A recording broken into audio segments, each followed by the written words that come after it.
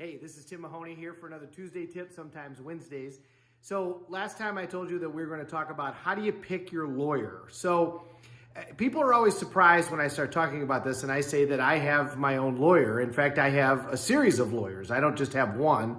I have different lawyers for different things. So what you want is the lawyer is going to vary depending upon the type of case that you have. If you own a business, you need an attorney that is kind of your go-to business lawyer. Typically, that's going to be somebody that does corporate work. Maybe they have a little experience in accounting. They know basic corporate law. They're not going to handle everything for you, but they're going to get you to the people that you need. So the lawyer also that does a specific case for you needs to be somebody that focuses on that case. We're not supposed to say specialized in Illinois. So like I can't say that I specialize in trucking litigation, even though that's an accurate way to put it. We have to say that I focus on it. So like let's say you're going through a divorce. All right, you want a lawyer that's predominantly what they do. They do family law cases, they do divorce cases, and not only that, you want a lawyer that predominantly does that in the area where you're going to get divorced. And what I mean by that is location. Judges vary tremendously on how they handle things, and you want a lawyer that's in front of that judge all the time on the case that you're dealing with. If you get a traffic ticket, you don't want some highfalutin person from out of town. You want the lawyer that's in that courtroom all the time. So a speeding ticket, you're driving through a different state, you get a speeding ticket, you're doing 25 miles an hour over, and it's going to really impact your insurance. Okay, well, you don't want the best criminal lawyer in your area. You want the young lawyer who's doing traffic in that county in front of that judge. That's who you want to get.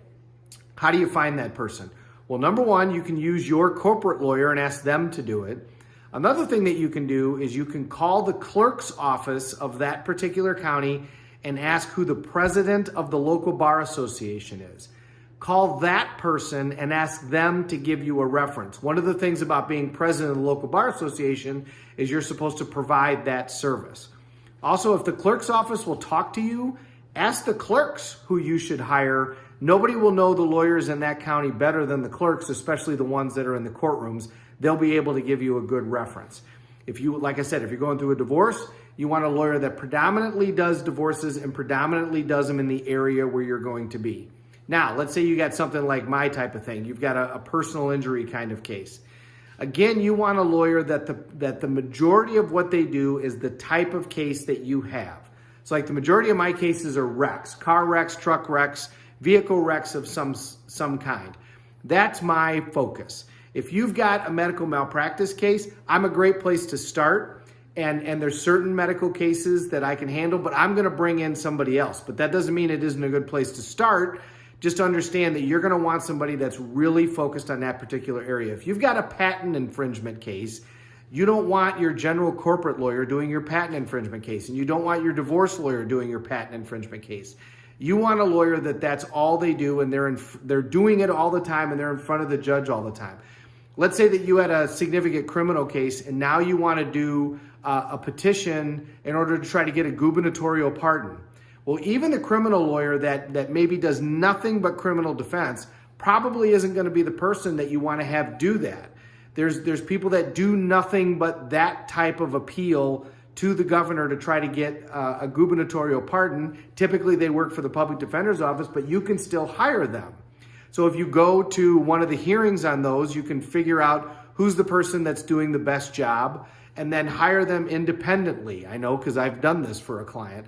And they'll work for you independently even though they're part of the public defender's office, and they're in front of this panel all the time. You want the people that are in front of the tribunal all the time so that they know what the judge is looking for, they know what the tribunal is looking for.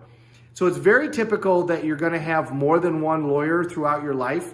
Another thing that you can look at is a company called Legal Shield, and I don't work for them. I don't make any money for this. I am a customer. I have Legal Shield for myself and everybody in my family. Legal Shield is a great little law insurance company.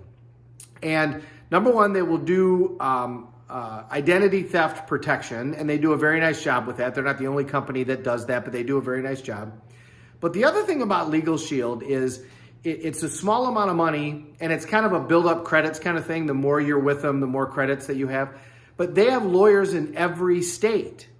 So if your kid's going off to college, buy them Legal Shield. So if they have a problem, plus the lawyers are 24/7. So if they have a problem at midnight, a party gets raided or whatever, they got somebody that they can call. If they get a traffic ticket, they got somebody that they can call. If you're driving, I'm up near the Chicago area in Freeport, Illinois right now. If you're driving down to Florida and you get a ticket in Tennessee or Arkansas or wherever, you can call up Legal Shield and they will get you a lawyer in that area and it'll be covered by what you're paying. You also get a free will out of it, which everybody should have a will. If you don't have one of those, then you definitely need to get one. So actually it pays for itself. So that's a good product. That's a great way to get a lawyer in any area, and it's a good start. If you've got some sort of problem, you got somebody that you can call and get there. So the point of the conversation is you're going to have lawyers throughout your life, so you might as well get friendly with one of them so you've got a place to start. You want somebody that whatever you've got going on is primarily what they do, and primarily they do it in the area where you're going to have that issue. Sometimes it's a good idea to bring in a lawyer from the outside, but your contact person, your corporate lawyer or your friend lawyer is the one that should talk to you about that. I mean, if you're going to sue a police department, a lot of times you want a lawyer from outside of the area to do that. Not always, but a lot of times that's something that you want to look for. So there are certain times when it's a good idea to get a lawyer from outside of the area, but that'll be something that your lawyers will tell you and say, hey, this is one of those rare occasions where you don't want somebody from the area. But that'll still be a person that it's predominantly what they do is deal with municipal laws, deal with police, things like that. So hope that helped you. Have a great Wednesday, everybody. I'll see you next week.